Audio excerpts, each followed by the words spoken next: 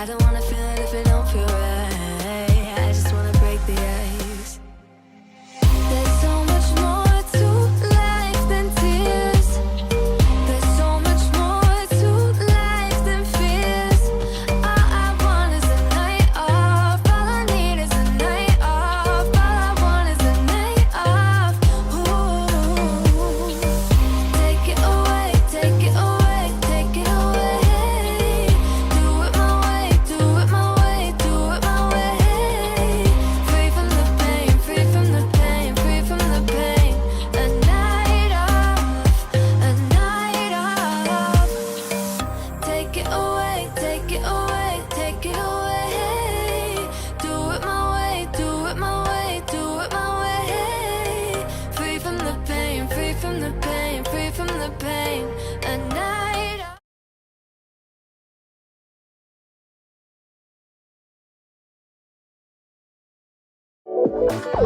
Shot for goal, shot for goal, shot for goal, shot for goal.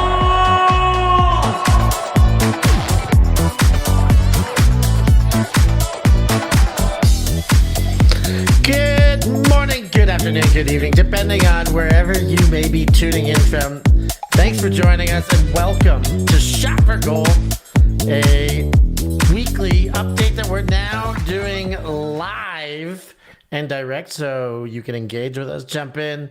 Come on, my name is Stefan Rapazzo. I'm your host alongside Mr. Noah Brinkworth. No. How you going, mate?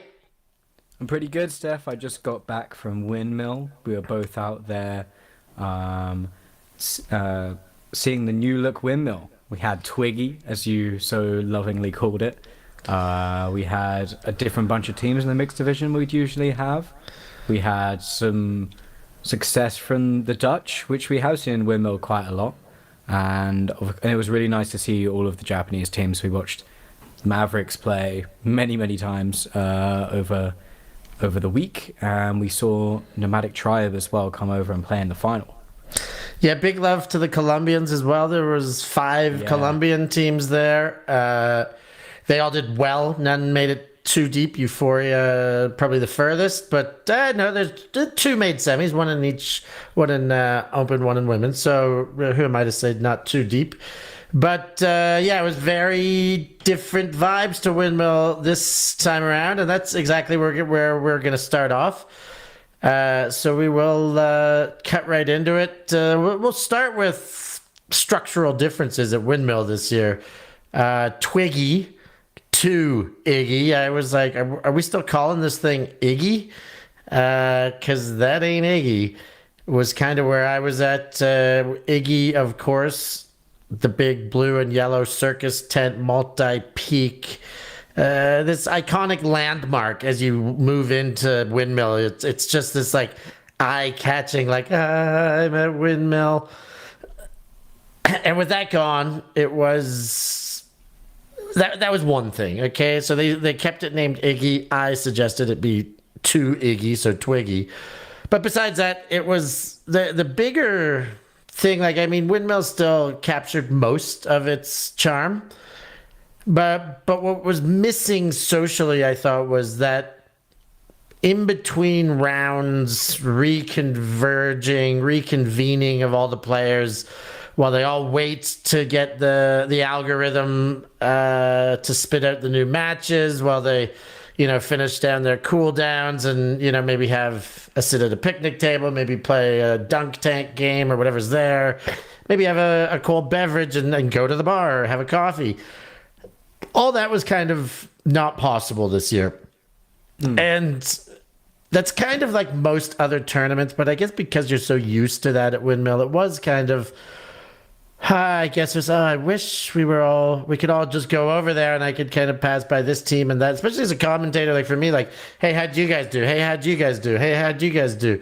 What's next? Who's your next game? And then, and more so for all the players to be able to like sit and chat. And I think that was kind of the first thing that was different. Iggy Square still existed, but because it was about a 15-minute walk away, with our gap between rounds, 15 there, 15 back, it's just how it goes. Players need that time for rest and recovery, and they're socializing as well. If they walk all that way both ways, they're going to miss out on that. So that was my biggest difference in structural take. Anything to add to that? No. I mean, I think there's some props to be given to the organizers. Like, we saw like the beer vans being transporting beer from Twiggy to the field so that people could get those refreshments, and a new place to get coffee on site, which I hadn't seen before. They tried to add some amenities to the field area, but yeah, it wasn't that Windmill this year didn't have all of those great things. It was just that social experience really only happened in the evening. During the games, there was probably less vibe. But I think actually in the evening, because we had less of the more serious teams who typically go, there was a really good party atmosphere. Like, it looked like a lot of the teams were there to have fun. We even saw like a Nomadic Tribe who were in the final the next day playing some beer pong. We saw the Grit women on the dance floor, even though they were in the final. So I think it was fun that the sort of like slightly less serious Windmill meant that the party vibe in the evenings was real strong. Would we want the Twiggy or Iggy to come back? I think we want Iggy to come back. But Steph, I think the more important change is going back to at least a predictable date, but if not the earlier June date, this July date, which was announced a little bit late, made it hard for some UK teams, some German teams and others to make it to the tournament. It was also very close to the US Open, so it was less attractive to the teams we'll be talking about who are going to the US Open coming up this weekend. But yeah, I think if they've got a good foundation to bounce back on, because there's World Clubs next year, and this will be if they go back to June, it'll be a few months between World Clubs. I think teams are going to want to come back to get that big international competition, and Amsterdam is always a lovely place to visit. Yeah, it's got a lot going for it, and I hope that a few things that can get worked out, notably the date, and then secondly, structurally, I think that can be overcome. It's just, the first year after the changes, they're more noticeable. Next year, even if they got to, keep Iggy on the other side, they'll have a few more things worked out. Maybe, who knows what it is, more shaded areas, or even just a small shaded area on this side, on the playing side of the sports fields. The sport park, as it is. So they'll get that worked out. As far as the games go, yeah, so we missed UK, we missed Germany. The top end, the World Game stuff kind of got sucked up by London Invite. It was the standard this year compared to last year was lower, but it was still great ultimate. I thought the mixed division felt it the most. But I thought the Open and Women, still the top end, could well have been the top end last year as well. Yep, totally could agree. Well have been in Open, maybe, US, Canada, a couple of the national teams that changed the shape of things, but Moon and Clapham not being there changes the shape of things. But really, Nomadic and Grit Open played awesome throughout the weekend and in the final. Grit and Mavericks women played awesome throughout the weekend and in the final. They played 4 times, those teams.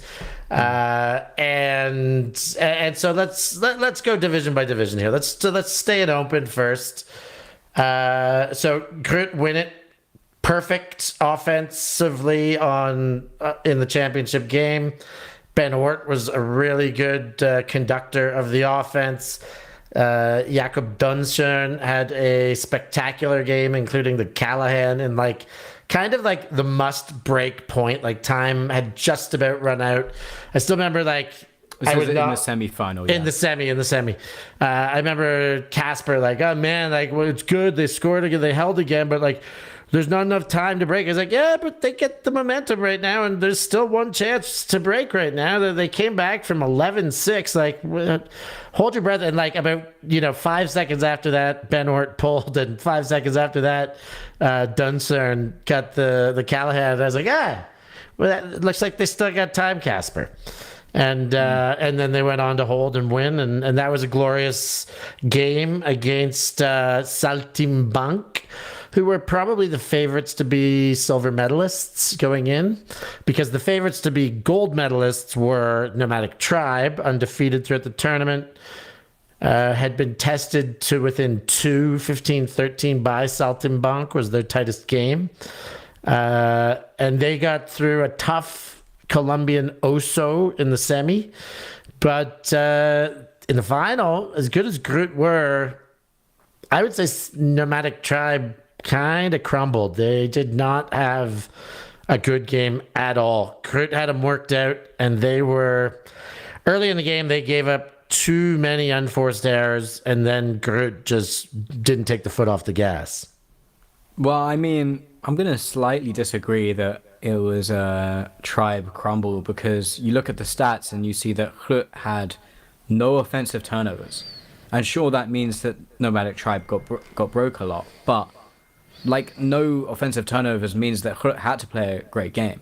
I think it's a rough matchup to go against the Dutch for the Japanese team, because so many of their top players are so tall, and they couldn't compete on the away shots. In terms of the final, I thought Wiebe van der Brink was unbelievable. He got 5 or 6 stats in that final, and was really conducting the offense in a way we hadn't seen from him before. It was nice to see Leon Williams popping up with Groot for the first time. This is his first season with Groot, and he was getting some O-line points, which is amazing to see. A player from the UK who's been traveling for a little while. And yeah, like Bernor, Walt Janssen, usual suspects, super good. Tribe turned, but I think that their Tribe defensive pressure to get the disc back just was really lacking. They couldn't put enough pressure on those unders, because if they played the under too hard, the away shot would probably go in the way of the Dutch more often than not. Yeah, I agree with most of what you said, but I will stand by the fact that I still think they crumbled. They played the first time, and Nomadic Tribe beat them 15-10. And as much as it was the Groot O-line dictating, that Groot O-line had nothing to do with the Nomadic O-line. That was the O-line having the unforced errors. And they let themselves down early, and I'll stand by it. I still say that Groot were awesome. And I agree with Van der Brink. I also think Jelte Dirks was another great contributor as well that we haven't named yet. But so great many. Scorer. Yeah. He really was end zone Malone over there for Grit. So yeah, that should do it for the Open Division. But yeah, congrats. Grit. I still remember talking to Ben before the semi. And he's like, yeah, I think we're getting better every game. And like, we're tough to beat at Windmill. We're tough to beat here. And I was like, yeah, it's true. Yeah. And boy, did they prove it. Hanging in to win the semi and then putting their best game on in the final. They have played a Windmill final before, maybe with their female counterparts, but they're still very used to that environment. Does it change the way you think about the top end of Europe? Like, I think our priors were that we had Moon, Clapham, and Lafota, and then we worked out the Czech were pretty good as well, and we're going to insert Czech into that conversation, make the top 3 or top 4. Did this win for Groot put them into a top 5, or is there just not enough competition with the other top teams? No, because I already said that at the start of the season that I'm taking Groot in the semis, and I stand by it even more so now. I had said Lafota will be the team missing out on semis at the start, and I do still believe that will be the case. I think the strongest 4, and I just think Groot are going to be even more of a championship contender. Like, they were the only team that knocked off, not the only team, but the only at... Oh no, a couple knocked off Moon at Elite Invite, but they were the first to knock off Moon at Elite. Then Czech did it in the final. But, they can swing with anyone, and they're getting 3 Americans to join their roster. So they are going to get stronger. Like, they're going to be great. Mm-hmm. So, yeah, I talk us through the Americans for those who are not initiated. Now you're putting me on the spot because one of the names I don't remember, but I'm looking it up. But the 2 I do is Jason Valley, a D monkey who played most of his years in Chicago with To be Machine. fair, has been on previous iterations. Yes. So it's not a pure plus. It's sort of a back to where they were. Yeah, I know it's- Anton Orm is joining the team allegedly. That is the other. He's on the list. And I believe there's still some politics on whether he's coming or if he's when he's coming. There's still a little bit going on there. And who is the other? I mean, was Blasman there this weekend? No, and that's who else they'll get is Blasman. Yeah. Obviously not American, but has been spending some time in America. And he's going to be a massive add. Yes. Now, I don't see this other player. It's not jumping off of the roster on their Instagram page for me. If somebody knows in the chat, you can let us know. But otherwise, I'll find that written Tyler. No, but I don't think that's it. Anyways, I'm going to... Let's move on to the women's division. Yeah, where we you take had- us through the women's there. Start us off there, No. I mean, I think that it was kind of a two-horse race coming in. We knew it so much that they set up the showcase games between Groot and Mavericks. It was the Mavericks win on the ULTI.TV showcase game, if I remember correctly. And then Groot won in the other three. So they won the Thursday night showcase, Groot won in Swiss Draw, and it was Groot that won in the final. And I believe won by the biggest margin in the final. I think it was 15-9 to Groot in that game. Yeah, I mean, they looked really impressive, and their depth really shone. I think that when they run like a 2D line system, a D1, D2, and I think it's really tough for both D lines to look threatening, to look like they can and will score. But there was points where they'd send out D1 would get the break, they'd send out D2 got the break, and I saw them in other games where they rolled on again, D1 gets the break, D2 gets the break, and it's like, geez, like there is not a weak link line in this team. Every time you go out, they threaten to score. The depth through the roster there. I remember in the final, Snyder made a crazy layout bid to get a block. Yeah. Just to save a goal in the end zone. I thought Tluster had a great final for the O-line. But I think that of all the lines, I'm actually thinking that perhaps their O, though they have the most talent, looked at times the most unpolished. Like there were times where I thought they gave up the disc a little bit too easy, given the amount of talent they had. In the semi-final, I was thinking there was a time where, the D-lines would do so well. They got a few breaks. They come in a little bit. They finally don't get a break, and they come in a little bit rested and not really totally ready to play. And Eriksson get a break back, and they only had like 10, 11 players, right? So I think that the depth, the D-line power for Groot is going to really be an asset coming into the European season. And if they manage to clean up the O-line, I think they're just clean favorites in Europe right now, Steph. Yeah, they are clean favorite. I really like this women's division in Europe this year. So they are favorites, clean, clear favorites. I don't know. Shout won Elite. Moon is stacking all over the place. The Jinx.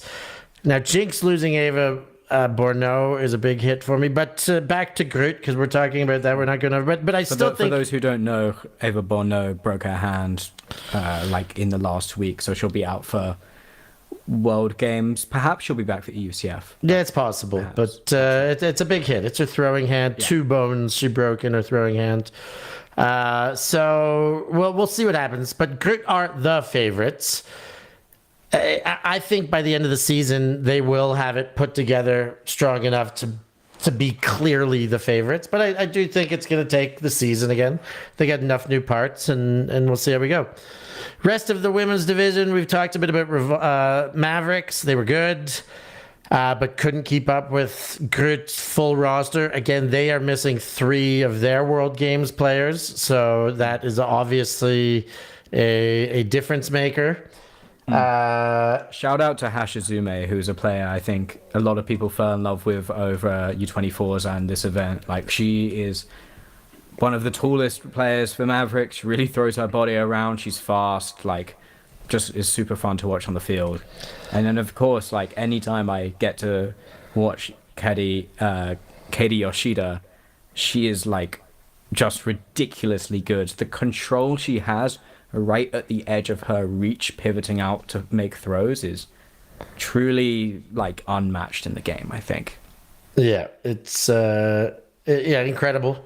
I'm trying to see who the 3 players are that are on Mavericks. It's Riko Yanagihara, Kanari Imanishi, and maybe Miwa Tajima, but there's one other female player that I don't know. But, you add the 3 best players back to Mavericks, and they're swinging with Groot and all others. Imagine, your 3 top players on your team. And, you love to see that Kanari's bringing back that American experience from Fury. I think she's been a fantastic contributor over the last couple of years. I don't know how much, if at all, she'll continue to play with Fury, but she was a great piece for Fury, and, like, really strong offensive talent, like, big yard gainer, made things happen. Yeah.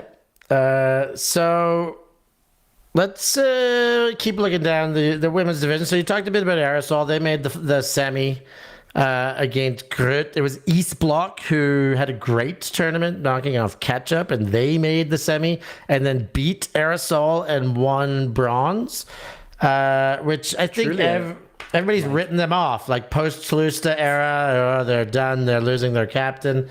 And I love to see that they turned up ready to play and put out, a super strong performance. I mean, yeah, I did not expect them to do as well as third. I thought that beating that Aerosol team, even though they didn't have many players, was a really big achievement because they were just super strong. Like, the disc skills across those Town 11 were ridiculous. The engine and the talent from Natalia Gomez was really, really sick. I kind of can't believe that she isn't going to be on a World Games team for Colombia. Like, if that's the level you're going to exceed to get on the World Games team, then maybe I'm thinking Colombia might be even better. Are we surprised that the Colombian women are strong on their mixed team, though? I think that I did have doubts around player 6 and player 7, right? We all know that Cartagena and Manu and Vale are going to be, like, crazy strong. But, like, they're like, it's possible that they don't keep having the depth all the way down. Like, Alejandro Torres is, like, aging out. I think Mosquera is kind of aging out. Like, so obviously it will be the men's side that really decide if they have the full depth to compete at World Games. But more about that as in our episodes to come. We'll cut into World Games a bit more. No. Yeah, I mean, going back to East Block, I mean, I didn't write them off initially losing to Ulster, but I did write them off seeing how they performed at Vienna Spring Break, where they were taking a team to go and win a WUC bid, right? And they go and play 3SB in the game to go to WUC, and they sucked. They were real bad and lost to 3SB by a long margin. And, like, 3SB didn't have the Toshnarova sisters this weekend, given looking at their roster, but still beating Ketchup, who are like a 5th or 6th best women's team in Europe, beating 3SB, beating Aerosol, beating the other Colombian teams, like Septima and Bamboo. It was a really impressive weekend for East Block. Nice. Let's move on to mixed. We mentioned Guayota are champions. I think we both may have picked them. Did I? No, I didn't. So in Open Women's, I picked Hrut in men and Tokyo Mavericks. You picked Nomadic Tribe and Hrut women. So we got one on there. But you had Guayota and I had Quixotes and Dulcineres. Yes. So wait, who wins then? Oh, I won? Oh, that's so surprising. So surprising.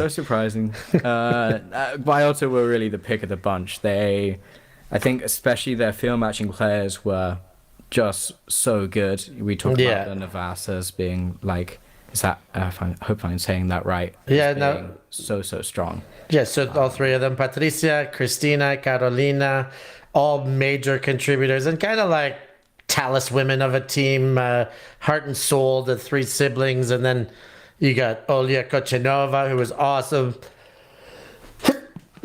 Pardon me. Marta Ortiz, who was blazing speed throughout the tournament, as she always is, often with jinx nowadays, but she was great.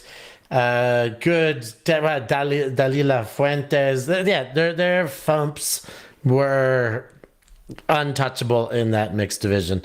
They ended up playing Zurich in the final, who like upset Quixotes and Dulcineas in the quarter, upset Savage from Poland in the semi, and then had nothing left, is really what it came down to. They got thumped in the final, and they know it. I don't think they'll deny it. They were so stoked to be there. They were surprised to be there. Like they put it all, they left it all out on the field.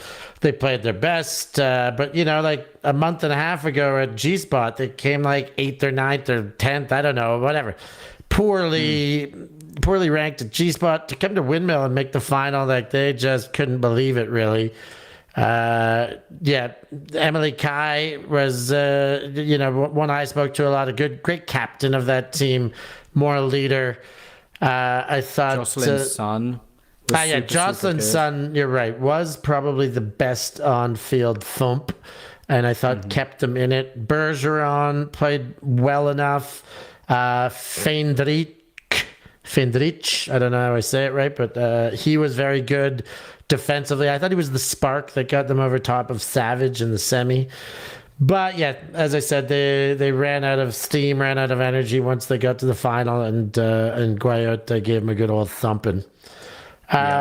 Diskin is the team I said would maybe make the final. I remember that, and they didn't even make quarters. They got 9th in the end. So I guess pretty disappointing for them. They had a lot of, but when I did, I looked at their roster, a lot of top end talent, but they didn't really have depth, and they didn't have a balanced roster. And I guess they said they went there to have fun. I'm sure they achieved that, and that's good. Yeah. A team that surprised me was Puck. They got all the way up into the semi-finals. There was a lot of Swiss draw where they were the top-seeded team. I think they really put in a lot of effort in that Swiss draw, and maybe could have held a little bit back if they realized they were going to be such a top team. They ran into Guayota in the semi, and I think that like the FMP difference was very on show. Like they could not stop the FMPs getting the disc on their offensive points. Guayota just do not give the disc up easy. I think that beach is a great training ground for many things in this way, because you really do not want to turn over the disc and have to go and play defense if you're playing Beach Ultimate. And you're also happier to throw your body around. I think you hit chest on those shots instead of just overshooting like leading throws. So I think Guayota, obviously a team with great pedigree, they unfortunately knocked them off in the semi. But like Puck are having, I think, for a while have been a team that would like always their bridesmaid, never really the bride. And did they win the tournament? No, but they're top 10 in the European rankings.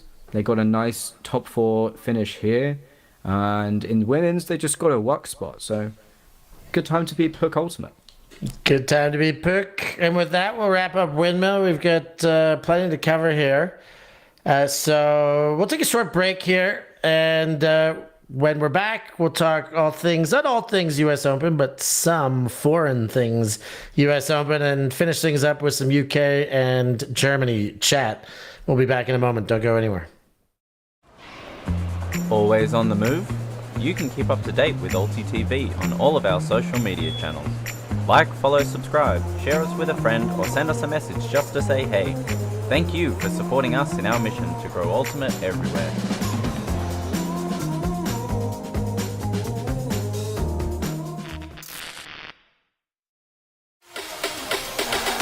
Oh my goodness!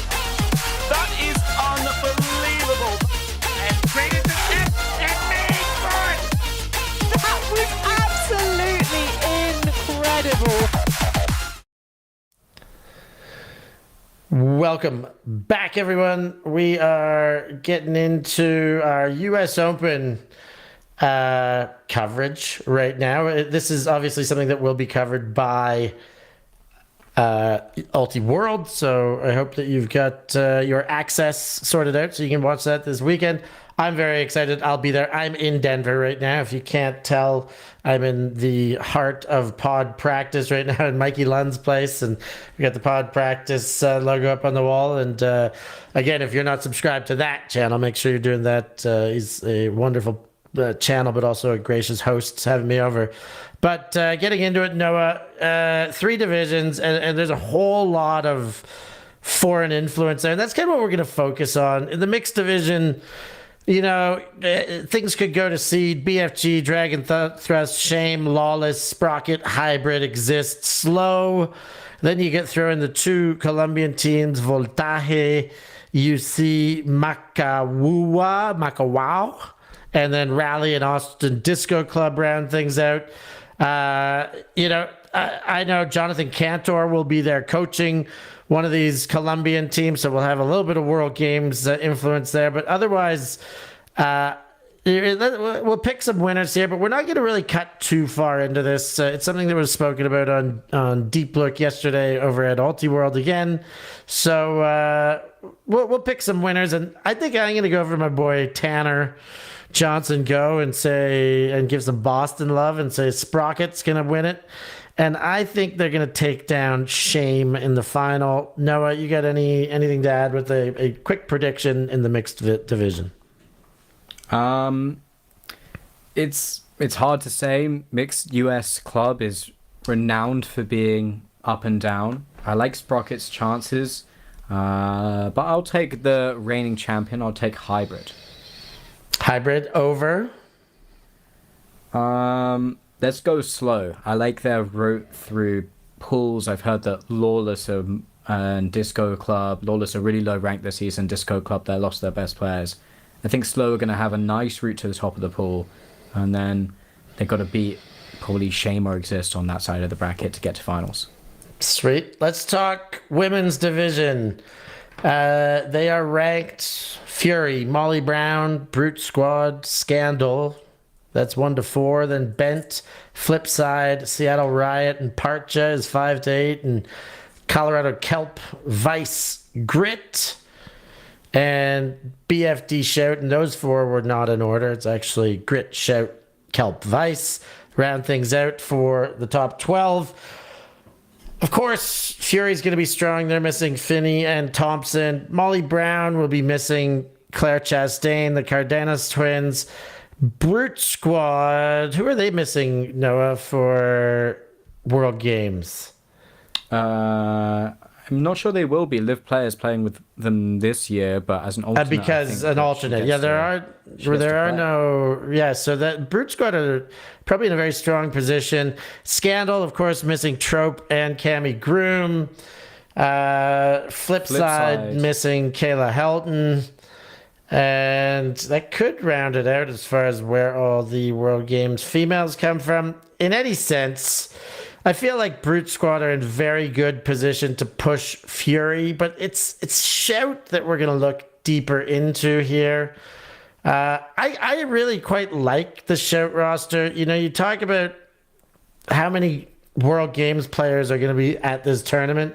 Noah, I think the answer is 3, all German. But one of those is Lev Kovalchuk playing with Brute Squad. So not only do they not lose any U.S. Brute Squad players, they gain one of the only World Games player on a U.S. team. But then you go down to Italy, Shout, and they've got their 2 Italian. No, they've got 2 German World Games players. in Ava Muller and Charlotte Schall. So those are major pieces. You've got a Tokai super team member in Martina Kometsova. They've added Juliette Bertrand to the team from the French team that was at under 24s, as well as the French beach team that won a gold medal.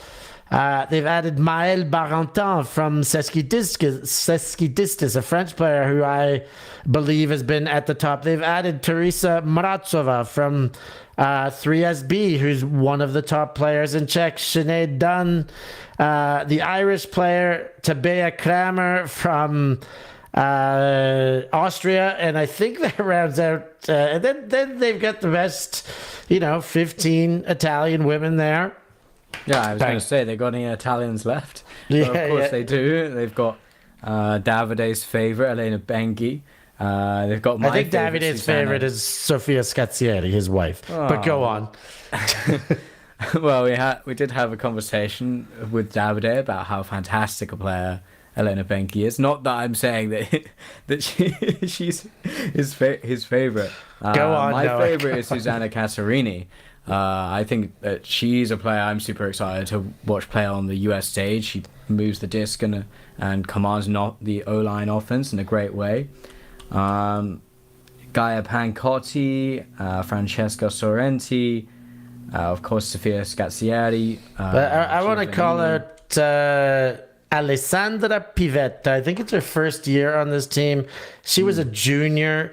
Last year, she played mixed with CUS Padova Rangers, and she was the top scorer at EUCF in the mixed division, and has moved over to Shout this year.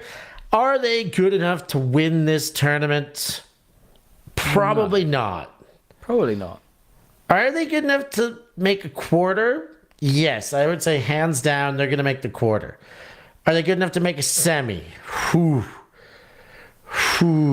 I think if they can gel, they get a lot of external pieces. I just went over all of them there for you.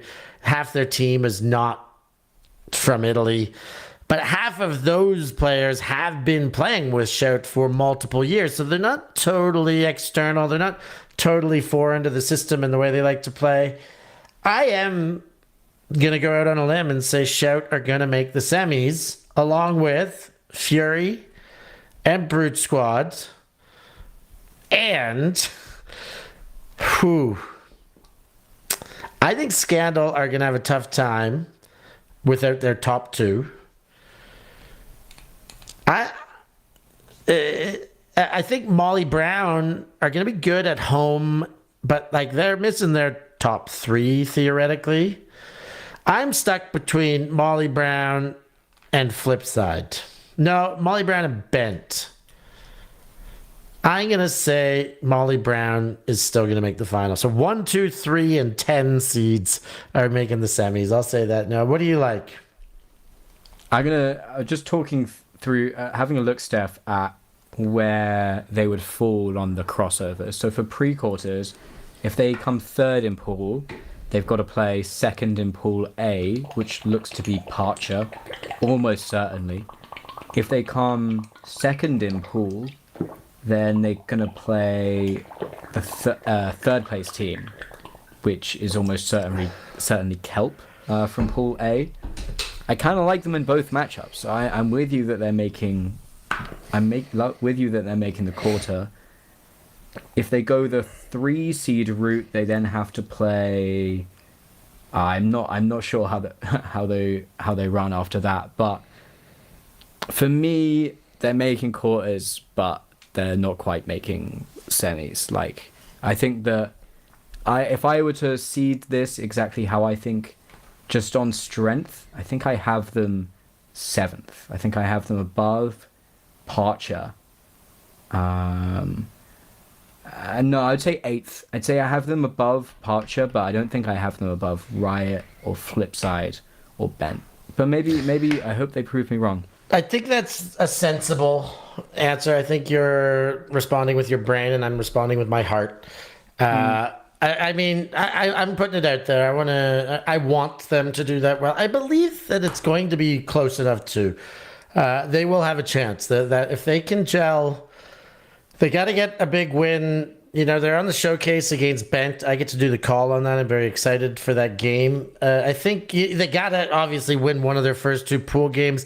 Ideally, the second, carry that momentum into power pools and beyond. And hey, you never know what can happen from there, or into quarters and beyond after pools. So it's going to be exciting. I'm looking forward to seeing the international flair in this tournament.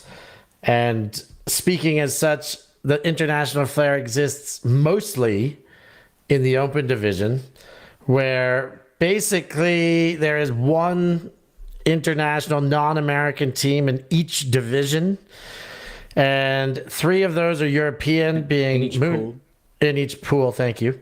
Only in the open or men's division, not open. It's men's in USAU. Those being Mooncatchers in the 5 seed, La Fota in the 7 seed, Clapham in the 9 seed, and Bunka Shutter Buzz Bullets in the 11 seed. Now, I'll pass it to you first, Noah. What do you think? How are these teams going to shake it? Let's talk specifically about these 4. First, we'll give a prediction at the end, but how can these... What is the best case scenario for each of these teams? Well, I hate for going to Japan first. I hate Bunker Shutter, the Buzz Bullets pool. I think that Rhino Sam are going to be really, really strong. They're missing World Games players, yes, but they're the 1 seed, right? They're a championship winner. And I think that Dig is a player who's not affected by the World Games in any way. Their best players like Babbitt and I think Toby de Kraner, I think are there. Yeah, Rowan McDonald is on the roster. Calvin Stoughton, Declan Kervick, Seba Rossi's on this roster. Orion Cable. Yeah. Oscar Graf, he was fantastic in the U24s. Same with Peter Burth. Yeah, I hate this draw. Babbitt's on the roster as well. I hate this draw for Bunker Shutter. I think that they are going to struggle to get anything but 3rd in pool. And I think looking at the Rhino team, doesn't look like a weak team. Doesn't look like they're missing their depth. They're obviously missing the very top end with Rafi Hayes, Henry Ing, Dylan Freechild, which is big. But we saw how well their D-line played in the national final. So yeah. Got Raider, Nick Stewart, Jack Hatchett, Eli Friedman. This is Lucas Ambrose, David Novak. The Czech is playing over there. And this is a team that has the depth. They're a world championship team. I think I agree with you. Bunka Shutter are going to have to try and win their way through, not in this pool. Well, and I think that La Fota is almost in a quite similar place. I think that the Johnny Bravo underseeding is screwing them a little bit, right? Another team that like Bravo have good pieces that aren't affected by World Games. Obviously, Kins is out injured, right? And he's not going to be fit for this tournament, right, Steph? Correct. But they're returning Cody Spicer, who's been like one of the best players in UFA play before. We've got Quinn Finer on this team. We've got Noah Kuhlman on this team. He's a great defensive piece, particularly. Kuhlman's awesome. He's fantastic. I thought Zeke Thorensen was really, really fantastic at U24s a couple weeks ago. Well, no, I've got some insight for you. Mm-hmm. We're in Denver. This is Johnny Bravo town. And they hosted a scrimmage last night. And I went to the scrimmage. I saw this against Clapham, no? But against Clapham, they played 2 games to 8, and they humbled Clapham. In the first game, 8-4. The next game, 8-7, I believe. They got 1 break to 0. The first game was 3 breaks to 0. They look good. I mean, Quinn Finer was dropping dots all over the place. Zeke Thorson was really good. the youngster now. I'm looking at reopening this roster. Nethercut wasn't even there. I thought that Noah Kuhlman was good. Zach Slayton was dropping dimes all over the place. Buchholz was very good, steady the ship kind of player. And Elliot Hawkins is the youngest player on that team. I thought he had a really good game too. Apparently just back from elbow surgery, but was really good out there, making life difficult, taking a bunch of bigs for a guy coming off of injury. He was playing really tall and going into contact reasonably well. Like not going into contact, but going up for discs where there was potential for contact without fear. So I thought Johnny Bravo really impressed me yesterday. So I don't think Lafoot is going to be able to beat them either. And Pony look even stronger. Well, I think they have the third best chance of the international teams. Moving on to the second best chance is Clapham. I think that, they're a bottom seed of their pool. Lafoot are a middle seed. But Clapham get Truck Stop. Now, the DC guys weren't having a great season in the UFA. They've kind of come back. They just got a big win over Empire. This team is still really, really good. I'm just saying that maybe I think I slightly prefer Bravo. I slightly prefer Rhino and Dig. But this team is still Cole Jurek and AJ Merriman, Jax Nissen, Chris Boxley, Andrew Roy. Oof. The more I look at it, the more I'm this team's good to me. This team is very, very good. I still think they lose, of course. Troy Holland and Johnny Malks have gone to Seattle, who's not at this tournament. McDonald left a year before. But this is a team that maybe has not had the best UFA season, but has had the best last 3 games. I think they've got Boston's number. They just destroyed New York last week. I think this is. I'd say look out for Truck Stop. I would. They could win this pool. They could win the tournament if everything starts going for them. I think Revolver is super strong. But again, I think Clapham are going to have their hands full in this pool. Can they knock off Revolver or Truck? My initial answer is no, they cannot. They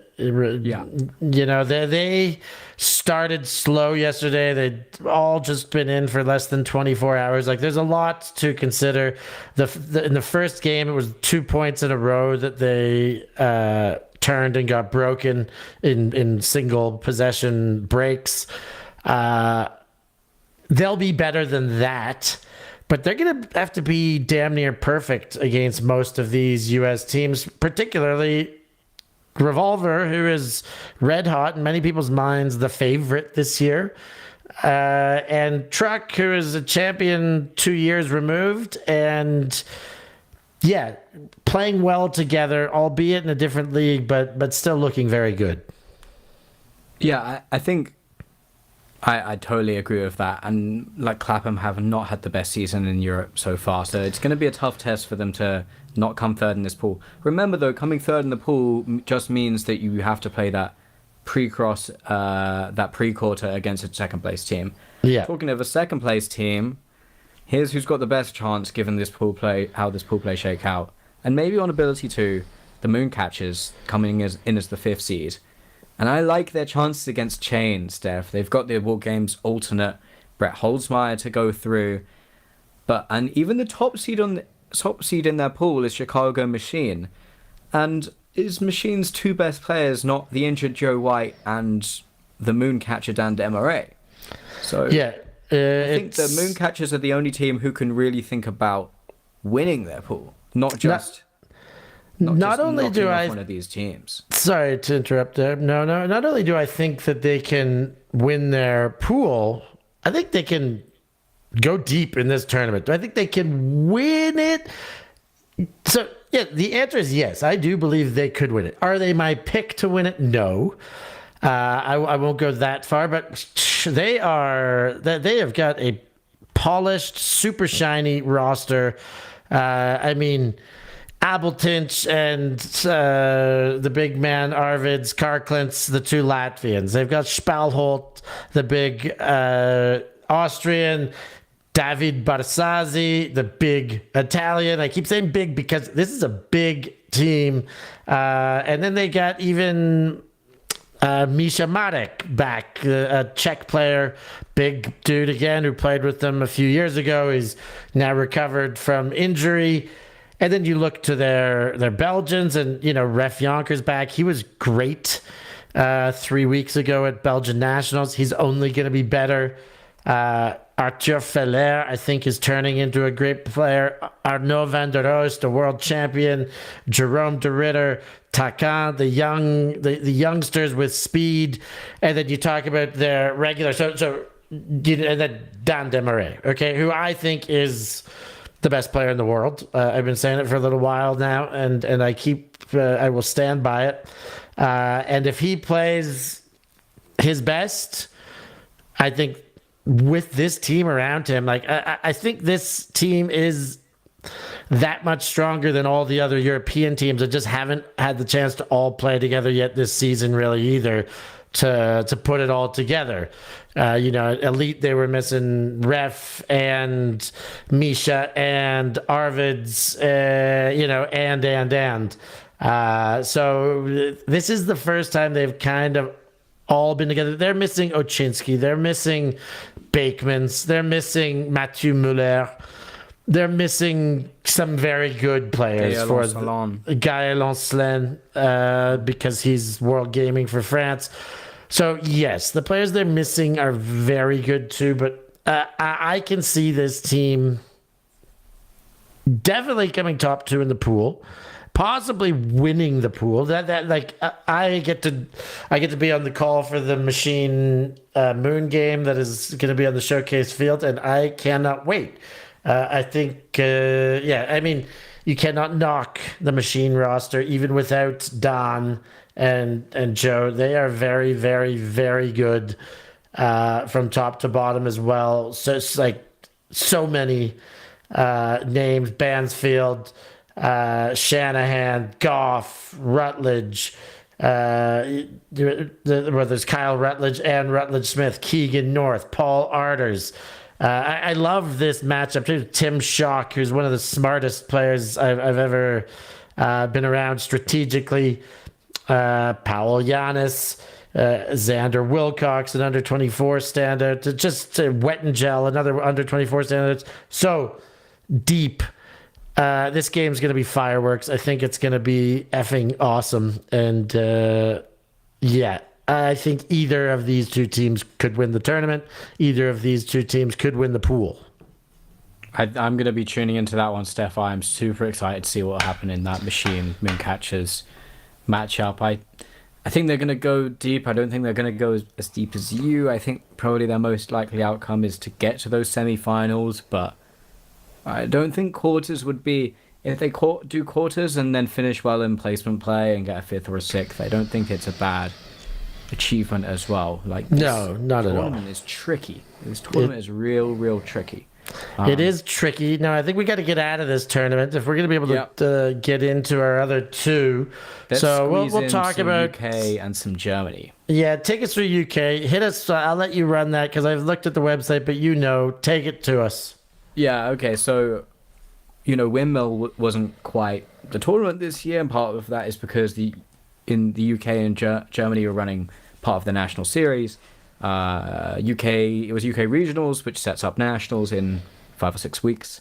There was a women's qualifier event, and then a North regionals and a South regionals. It turned out that we only had 8 teams entering the women's division this year, so they all go straight through. The winner of that was Smog, and they came top. Then Bristol, and then Iceni. I think it's really looking like any of those 3 teams can win when we come to nationals. Spice are a step below. They had another near miss playing Bristol in a semi-final, just like they did in London Invite. So Spice just not quite managing to get it there. At the bottom end of the division, Sick came 5th. LMU were 6th, and Horizon was 7th, and Bristol 2 were in 8th. So it's a 3-horse race when we go into UK Nationals in the women's division, I'm thinking. In mixed, the South went just as everyone would expect it. Deep Space from first, Reading coming second, my team BN1 qualifying coming third, Thundering Herd bringing up the rear in fourth. Thought maybe Bristol might give a bit of a challenge, or Oxford, who had beat BN1 in the earlier season. They didn't. So mixed went to chalk in the South. In the North, there was an upset. So we were expecting Newcastle Brown to qualify in that 4th place spot, or maybe even a 3rd place spot.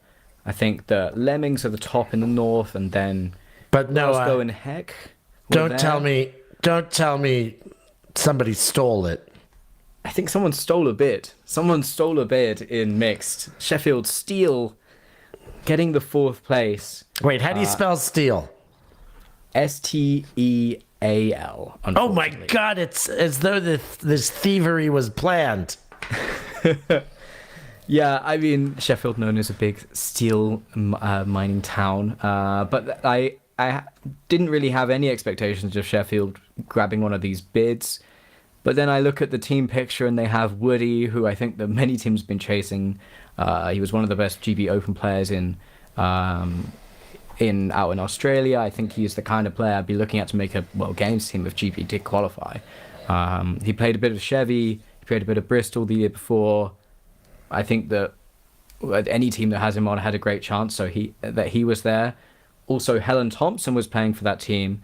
She was originally playing for Smog most recently, but this year is playing in Europe with Moon Cup. In Europe with Moon Cup. So maybe, I don't know if Smog were making this new UCS ranking tournament so she couldn't play, or just didn't want to play with Smog in the UK series. In any case, she's playing for Sheffield Mix. That's a decently strong team. And in fact, it wasn't even close in the end. It was like 15-9 ahead of the Brown. North Open was completely chalk. Chevy Alba almost got beat by Cambridge in a game to go. I think they won by 1 above Cambridge. Would have been a big shock. But yeah, Chevy, Leeds, Alba, and who were the last team I'm forgetting? My God. Smash D. Leeds.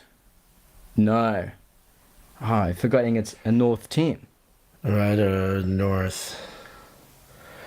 I don't know. Smog. There we go. Smog open. They made it. Okay, so that was pretty chalky up there. Nothing to write home about.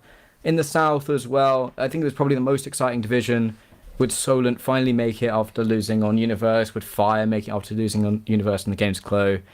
I think Solent looked stronger. Smash D looked weaker, and so did Bristol, and so did Kapow potentially. Solent did not end up making Div 1 Nationals, so it is Smash D, Bristol, Kapow in the 4th place spot. Clapham obviously coming through and winning nice and easily. Bristol did lose an early game to Solent, so we had a bit of worries for that, and that was some evidence that Solent may be pretty damn good, but didn't make it there, unfortunately. Smash D, Kapow, hold on. So yeah, one big upset going into UK Nationals. No huge teams not making it, but we've got some new players in the division. Steph, do you want to talk a little bit about German Nationals? You bet I do, Noah. Nothing would make me happier, but German Nationals went down. I didn't get to keep my finger on the pulse beyond a bunch of Instagram upsets. I realized Jinx Midnight won it, and then I went back and asked a bunch of questions and looked my way through, and I kind of I was like, what other German women's teams do I really know? And there wasn't many. Munich is a team I knew, Seagulls, but when I got to this top 8, Seagulls weren't there. It was Jinx taking on Bonsai in a quarter. They won 15-3. Munich taking on FT Würzburg, and Munich got through 15-6, so 2 handy wins.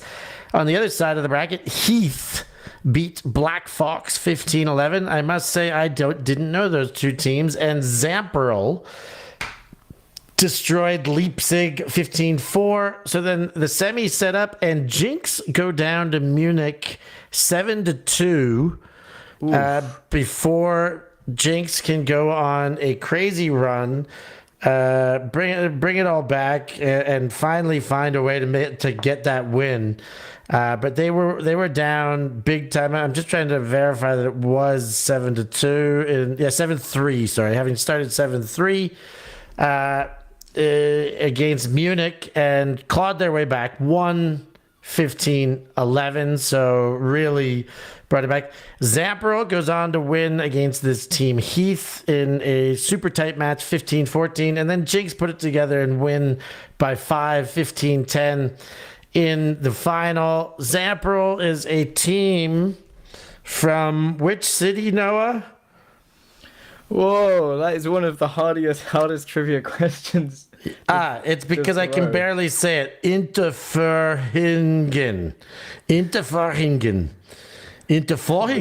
I don't know. It is a team with the Schütz sisters, and they got a couple of veterans who keep it going, keep them at that level as well. Obviously, they're good. They can put 10 on Jinx. So we'll be looking over them. I have seen Zamperl before, but I thought it was in a mixed division or potentially a Masters division. But that's how it went. Going over to the Open division, Noah, and I think we get a clip out of this towards the end, but this was a little more exciting, let's say. Even in the quarters, MUC go down to Hardfish. Levka, Volchak, give yourself a bow. Playing in the Open division, getting big wins on Universe points. I would bet that she played Universe point. Bad Skid beat Frizzly 15-9. The other quarter that was really interesting, Heidi's bronze medalists at EUCF 2 years ago get knocked off by Frank N on Universe point, and Wall City destroyed late game. So that sets up Wall versus Frank N. Frank N's magic was gone. Wall destroyed him 15-6. Bad Skid beat Hardfish by 3, 15-12. Final was Wall City against Bad Skid. It says it was a 15-13 win to Wall City, but I could have sworn that clip had us on Universe point, Noah. I don't think it did. I think that it was... It was 13-13 when this clip happened. Let's roll this clip because I think we get a nice piece of action. So on the scoreboard it says 13-12. I believe it's 13s here, in fact. And this is Bad Skid with the disc. And yes, and Herkins comes through with a huge layout D to get the disc back. Paul Herkins is awesome. Wall City convert there. It's 14-13 to Wall City here. Bad Skid looking to hold their own. Turn. An unforced error, as you can hear, and swing and hits around Wall City after being down 12-11. Take it back and win 15-13 in the end there. Big win, Wall City. They take the championship. With that, both Wall City and Bad Skid have bids for Worlds. Jinx and Zamperl, from that city name that I said, which I'm not even going to try and say again, have bids to Worlds. So exciting stuff coming out of Germany. A shame that those teams didn't get to be at Windmill because of this, but great that we get this news coming in and can keep you up to date with what's happening around the traps, Noah. Yeah, awesome to see, and congratulations to our new national champions. And with Hallelujah, Berlin. Yeah, hallelujah, Berlin. Sing it, pump the techno, baby. With that, Noah, I think we're going to call it an episode. Thank you for joining us. It's the first time we're doing it live. We will continue to. I'm going to be on the road for the bulk of this for the next 3-4 weeks. I'll be finding places to cast to you from the road and eventually be home. But we love doing it live. It's our first time live. Noah, did you have fun? A lot of fun, Steph. Hope you have a fantastic time at the US Open. Awesome. For ULTI.TV, for Grabco on the ones and twos in the back, and for my man, Nono Brinkworth, I've been Stefan Rapazzo. Thanks for joining us. We'll catch you all next time.